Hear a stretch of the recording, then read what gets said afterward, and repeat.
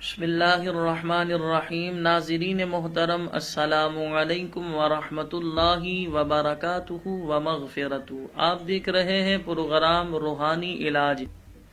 Sugar کے حوالے سے میں آپ کے سامنے یہ علاج بیان کرنے لگا ہوں، اسے توجہ سے سنیے گا۔ آج دوسرے تیسرے بندے کو جو ہے شوگر کا مریض بنا ہوا ہے، یعنی دوسرے یا تیسرے بندے کو جو ہے شوگر کا جو ہے مرض لاحق ہے، تو لہذا یہ قرآنی وظیفہ ہے شوگر کے علاج کے لیے۔ بالکل آسان سا وظیفہ ہے، بہت زیادہ مشکل یہ وظیفہ نہیں، بندہ آسانی سے کر سکتا ہے۔ یہ 19واں سپارہ سورہ بنی اسرائیل آیت نمبر 80 ہے۔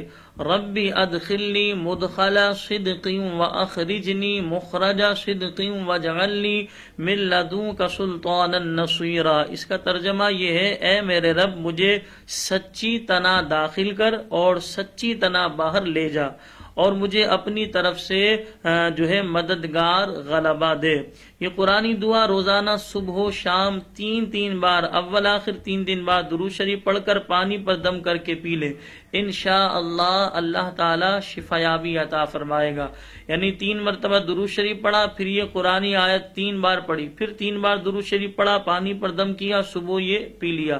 اسی طرح رات میں بھی یہی، شام میں بھی یہی کرنا ہے کہ 3 بار درود شریف پڑھا اور یہ قرآنی آیت 3 بار پڑھی، پھر 3 بار درود شریف پڑھا، آپ نے اس پانی پر دم کیا اور اس پانی کو پی لیا۔ انشاءاللہ عز و جل اللہ تبارک و تعالی شوگر کے مرض سے نجات عطا فرمائے گا۔ ایک بار پھر بیان کر رہا ہوں، آیت پارہ بھی آپ کے سامنے بیان کیا، 15واں سپارہ سورہ بنی اسرائیل کی آیت نمبر 80 ہے۔ ربی ادخلنی مدخل صدق واخرجنی مخرج صدق واجعل لی من لدنک سلطانا نصیرا۔ اللہ کریم کی پاک بارگاہ میں دعا ہے کہ اللہ تبارک و تعالی ہم سب کو ہر بیماری سے نجات عطا فرمائے، بالخصوص اللہ ہمیں گناہوں کی بیماریوں سے نجات عطا فرمائے۔ وآخر دعوانا ان الحمد للہ رب العالمین۔